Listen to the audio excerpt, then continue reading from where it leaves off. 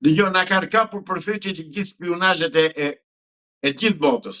Ke spionazhin serb, ke spionazhin grek, ke spionazhin çifut, më të tmerrshëm. Spionazhin çifut. Ke spionazhin amerikan, greko-amerikan, domethënë edhe izraelo-amerikan. Pra i kemi të tërë kundra. Dhe ne rrim flëm. Ne rrim flëm. Thuhet që diaspora do t'i dalë zotë Shqipërisë. Ku e ke diasporën? Erdhi bëri xhiro dhe iku. Kjo është diaspora, për këtë e kërkuam në diasporën. Diasporën e kërkuam që të veti ngërë, ashtu si që më hoqen mua nga protesta, këta spionët e Diramës, që më morën me gjithë karike, më nxorën nga protesta. Atë duhet të bëjnë me Diramën, ta zgjerrin me shkelma nga karike, nga zyra, të zgjerrin me shkelma deputetët. More t'i zënë me humor, po s'ka, kanë vdekur ata burra. S'ka më nga ata burra. Nuk keni më besim në diasporë? Jo, absolutisht jo, u trajtua dhe diaspora, u ble, ka blerë e Dirama, me Sorosi. Komandon Sorosi këtu zotëri, dhe spion të Sorosit, dhe veglat e Sorosit. Kështu që këta po shkojnë me hapa galopante drejt qetësimit, çbërjes së shtetit shqiptar, shkatërimit të shtetit shqiptar dhe vënien e thundrës çifute në Shqipëri. Dhe do ketë shtet çifut në Shqipëri. Avokat, në fakt ju folët pak për protestën. Si e keni parë protestën ditët e fundit, sepse ka pasur edhe incidente në protestë, ka pasur sherrje, ka pasur përplasje mes grupeve? Mes grupeve, po jo për çështjen. Pra aty janë dy grupet kryesore, Saliu dhe Edi Rama. Ata edhe pse janë në unison me njëri tjetrin, prap kur vjen puna te interesat i kanë secili që kanë interesin e tij. S'ka asnjë vlerë ato përplasje, s'ka asnjë vlerë. Nuk i shërbejnë çështjes, nuk i shërbejnë protestës. Protestës zotëri shërbehet po të vëjza që Islami atje dhe të thotë këto që thuan që tem tani para jush. Po mua nuk më lë njeri atje, sepse unë them gjërat me emrin që kanë. Kështu që protesta është zero. Unë jam vije demarkacionit midis advetarëve dhe spionëve. Edhe këte se me kanë lidhje me mburrje dhe me vendosmëri. Unë jam vija e demarkacionit ku ndahen spionët me advetarët. Kjo është situata, ky është realiteti. Avokat, çfarë duhet bërë që protestat ketë sukses? A besoni që në shtator do shtohen njerëzit që do protestojnë ndaj kryeministit Rama? Kemi një shembull në Argjentinë, në Patagoni. Çfarë bën ata? Ajo një zonë e Patagonisë ku deshen të ndërtonin një koloni izraelite. Kemi Nepalin, kemi Egjiptin, kemi Sirin, kemi plot shembuj se çfarë duhet bërë. Po në këto vende që thashun kishte burra. Edhe kishte edhe një burr në Nepal 14-15 vjeç, sa ishte 16 vjeç. Që ishte fëmijë adoleshent. Në Shqipëri s'ka. Në Shqipëri ka mbetur vetëm unë, kolonel Jairo Lima, janë dhe një 3-4 të tjerë, por që jemi të izoluar sepse shumica janë të shitur dhe të blerë, po e them, të pa moral, tek Edi Rama dhe Sali Berisha, sepse ata kanë të tëra ndorë. Dhe po ndjekin politikën e urisë, të varfërisë, se nuk ngrije shqiptarët të marrën ato që u takojnë. Dhe nga një anë më vjen natë që unë do të kështu, po miru a bëjnë, se e merito kanë këtë shtypje. Shqiptarëve u përqeka të shkelës. Shprehje konkrete, e gjallë, e kapshme, nga të gjitha shqisat, me zë me figurë, e tradhtisë së kësaj qeverie antishqiptare që ka kapur, ka uzurpuar sot pushtetin në Shqipëri. Sepse në moment ai aktivitet duhet ndërprer dhe duhet thënë, këtu zotëri është Shqipëri dhe nëse ka ndonjë event kulturor apo shkencor, nuk e di unë çfarë mund të jetë, duhet se s'bën të ekzekutohet hymni shqiptar. Ndryshe ju s'keni vend këtu. Po kush ta bëj? Tradhtarët, ta bëjnë spionët, ta bëjnë qelbësirat, kush ta bëj? Më thoni kush ta bëj? Edhe më thoni pastaj pse flet me llafe të tilla, me që i rëndon e i bën. Po çfarë të them ti për këdhel? Po ka ofendim më të madh se sa të vinë shurjet edhe të na ofendojnë dhe në vendin tonë aty në territorin shqiptar. Avokat, a ndodh shpesh që sinjale të tilla, pra incidente të tilla, të tregojnë një lloj prapaskene dhe një lloj, po themi, interesi dhe skenari nga pala maqedonëse ndaj Shqipërisë? Pala maqedonëse, pala greke, pala serbe, asnjëherë nuk do edhe pala e Çefutistanit, asnjëherë nuk do pushojnë dhe nuk do reshtin pa na fyr, pa na ofenduar, pa na përbuzur, pa na përdosur simbolet tona kombëtare, hymnin ton kombëtar dhe territorin e Republikës së Shqipërisë. Ne jemi të tradhtuar zotëri. Ta di qytetarët shqiptar, ne jemi të tradhtuar. Dhe jemi të tradhtuar nga kjo klasë politike që nuk i bën përshtypje fare, bile është pikërisht atë kërkon që neve të na zhduken simbolet kombëtare, që neve të mos e respektohemi si shtet dhe si popull, që neve të na konsiderojnë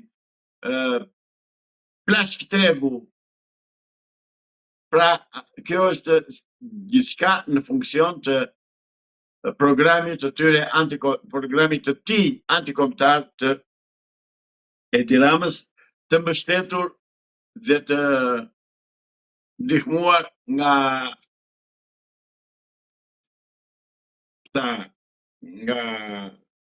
spionët që kanë parlament. Avokat, çfarë duhet të bëjnë shqiptarët në tilla raste? Atë i duhet të bëjnë, po e bëjnë u bën 84 ditë, 85 ditë sa u bën. Po shqiptarët vjen atje dhe pas dje, më bëri përshtypje dhe më kënaqi shumë një çift të moshuarisht 83 dhe 85 vjeç, që ajo gruaja bëri atë që kam bërë unë disa herë në intervistat tuaja, që i them, mosoni më Rama jepi dorëheqjen, eksaktësisht këtë bëre ajo dhe u tha, shkoni dhe dini atje dhe thoni, Rama jep dorëheqjen, qërou.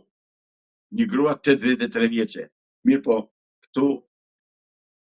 Zoti Islami ka pasur një takim të zotit Rama me Hashim Thaçin në Hagë, ku ky takim vjen vetëm pak javë nga vendimi që do të marrë gjykata e Hagës lidhur me ish-komandantët e Ushtrisë Shqiptare të Kosovës. Si e shikoni këtë takim? Ka vajtur kriminalit e kriminalit. Sa avokat, a mund thuhet për një ish-komandant të Ushtrisë Shqiptare që është kriminal? Para njerë ndalojmë që këtu, ndalojmë se keni dhe një atribut që nuk e ka. Ku që komandant të Hashim Thaçi? Ku luftoj, pa më thoni? Ka vajtur në ditë në luft? Pse gënjeni shqiptarë të thoni që komandant? Hashim Thaçi në vendin të tenjet të Elverogjës këtu, në Tiranë. S'ka që në luft, zotëri. Hashim Thaçi që udhëheq drejtues politik që u emërua këtu në Tiranë, udhëheqës drejtues politik i UÇK-s. Se luftëtarët e vërtet në UÇK u vranë, ose ata që kanë shpëtuar janë, ata që shpëtuan nga lufta u vranë mbas lufte nga po ai Hashim Thaçi. Dhe ai Hashim Thaçi bëri në Kosovë, mbas luftës, mbas 12 qershorit, eksaktësisht atë krim, atë luftë civile që bëri Enver Hoxha në 43-44 me urdhër të Dušan Mugošës dhe ati Miladin Popovicit. Zotëri, ka vajtur kriminalit e kriminali, po them prap, dhe i lutem zote që Hashim Thaçi për ato krimi që ka bërë mbas datës 12 qershor në Kosovë, kur të mos dalë nga Haga, në Burgu, atë të kalbet.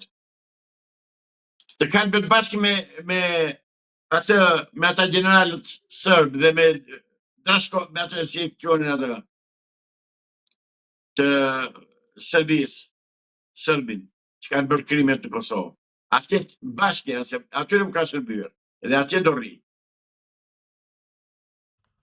Prandaj ka vajtur Edi Rama atje, ka vajtur që jap zemrën, që thotë që s'keti ke mua ndaj këtej, por në fakt ka vajtur spionit e spioni, antikombëtari te antikombëtari. Ishte është se më kujtoj gjërat një nga një misollë mirë bëre që misollën bisedë, sepse janë këta të dy që bën marrëveshjen për shkëmbim territoresh me atë Grenell, që quajnë atë Blendi, se quajnë atë amerikanin, spionin tjetër që Putin amerikan, që donin të bënin të realizonin shkëmbim territoresh në Kosovë. Janë këta zotëri. Pra vetë spionit e spioni. Atë mbesin inshallah se me sa duket Edi Rama po vetë shikoj terrenin atje se mund të bëjë dhe vetë. Në qoftë se Amerika do na mbështesi. Po çfarë mund të shkojë Rama në Hagë, avokat? Për çfarë mund të shkojnë në Hagë? Pak ka për të shkuar në Hagë.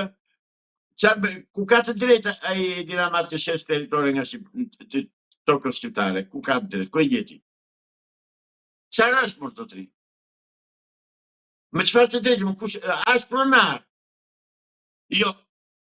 Atëre si u jep që futve atë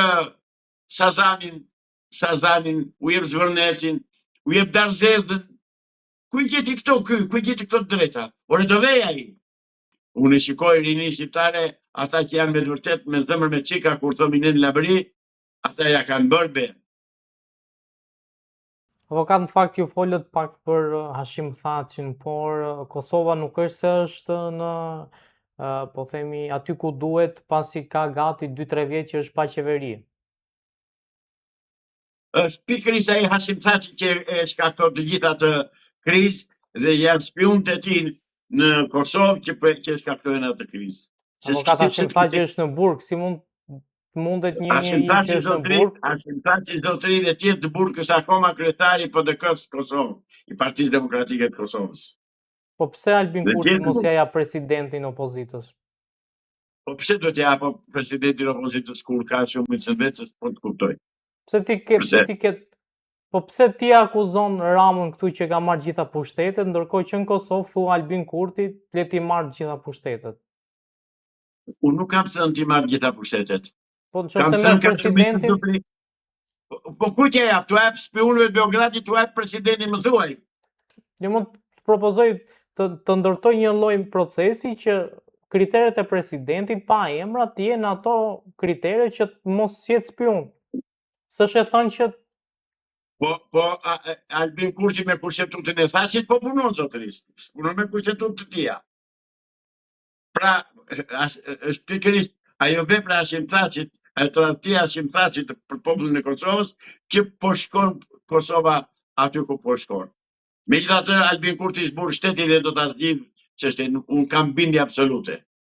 Sepse 100 herë të bëjnë zgjedhje në Kosovë, 100 herë fiton Albin Kurti. Atëherë dhe të përcasin Hashim Thaçi dhe Hashim Thaçërit. Avokat, është mirë që të bëjnë 100 herë zgjedhje për popullin e Kosovës? Është mirë apo s'është mirë, pushteti nuk dorëzohet tek spionët, te antikombëtarët. Ja kjo është. Mos shikoni Shqipëri ti, që kemi të dy palët antikombëtarë, si Saliu dhe këtë. Jo, atë Albin Kurti zbur shteti dhe i ka vënë gjëra në përvende.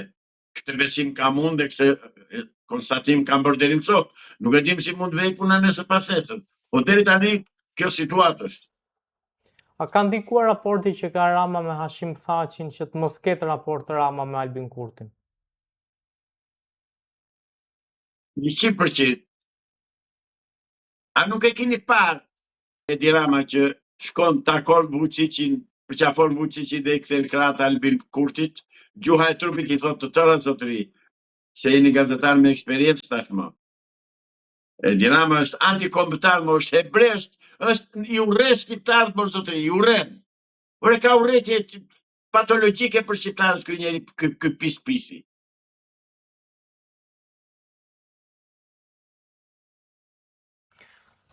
Avokat, ka pasur një artikull të gazetës franceze ku ka deklaruar se tashmë është në krime sipër shteti Bektashi. Shumë dakord. Është krijuar precedenti për coptimin e Shqipërisë. Dhe tani më dëgjoj me vëmendje të më dëgjojnë gjithë shqiptarët.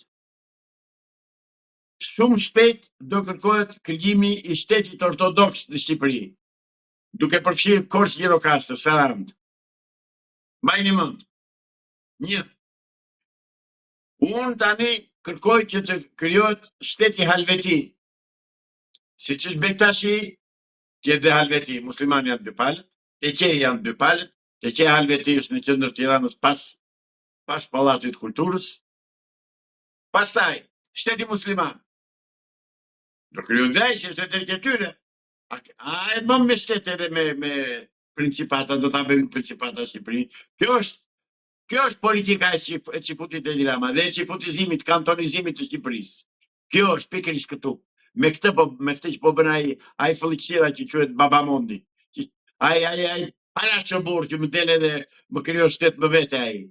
Ai Mondi, ish oficeri Mondi. Kërkon të krijojë shtetin Bektashi, një enklav në brenda territorit të Shqipërisë. Kanë të drejtën e Zotit, jo drejtën e Zotit, po të drejtën e hebreut e Rama, që të ortodoksët të kenë shtetin e tyre, muslimanët shqiptarë të kenë shtetin e tyre, të kenë shtetin e tyre këta LGBT-qi-t, se janë ata një komunitet, të kenë shtetin e tyre lesbiket, se janë ato një komunitet, të mbrojtur nga Geta Bungo, që mbron dhe më dënon mua me 600.000 lekë kjo, pse mendojnë ndryshe dhe pse i urrej këta LGBT-qi-t. Pra të tërë këta të kenë shtetin e tyre. Do dalën pasaj, do kërkojnë sërbët e Shkodrës të kenë shtetin e tyre. Do dalën shulet e Maqedonisë të Pustesit, do kërkojnë shtetin e tyre. Kështu që objektivi i Çifutëve ky është të coptohet Shqipëria, të shkatërrohet shteti unik shqiptar. Mos ketë më shtet shqiptar. Avokat, do t'ju pyes edhe pse ndoshta s'është fusha juaj, por megjithatë një mendim. Kohët e fundit ka pasur mjaft ngjarje të rënda të profilizuar në dy, po themi, kategori. Në vrasje, ka pasur ngjarje të rënda që ndodhin Ksami që u vra portugezi me thikë nga një shqiptar dhe ka pasur mjaft aksidente të taksive të cilët, sidomos taksive elektrike, që kanë marrë para qytetarët. Çfarë po ndodh në Shqipëri me gjithë këto vrasje dhe me këto aksidente? Këto që ka ndodhur dhe që do ndodhi dhe të tjera si këto, ju garantoj për të punë, ka një shkak, ka një arsye. Policia nuk është më policia e shtetit. Policia është policia partijake, është policia e partisë punës, është policia e Tiranës, personale. Dhe nuk i intereson fare se çfarë ndodh. Ajo polici ka për detyrë tani të ruaj Edi Ramën dhe grupin e tij kriminal dhe nuk i intereson fare se çfarë përbëhet në terren. Zotëri, në gjithë botën policia ruan rendin. Dhe të thuaj se si gjejnë dot, brenda 5 minutash zbulojnë çdo lloj krimi këtu. Dhe policia e shtetit i di.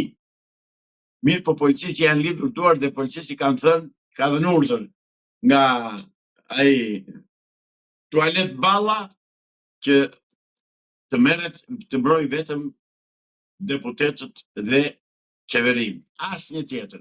Është polici e partisë punës. Nuk është më policia e shtetit. S'është më policia jonë. Ka qenë policia jonë deri para pak vjetësh. Tani është kthyer në një polici që u shërben interesave të oligarkisë politiko-financiare shqiptare.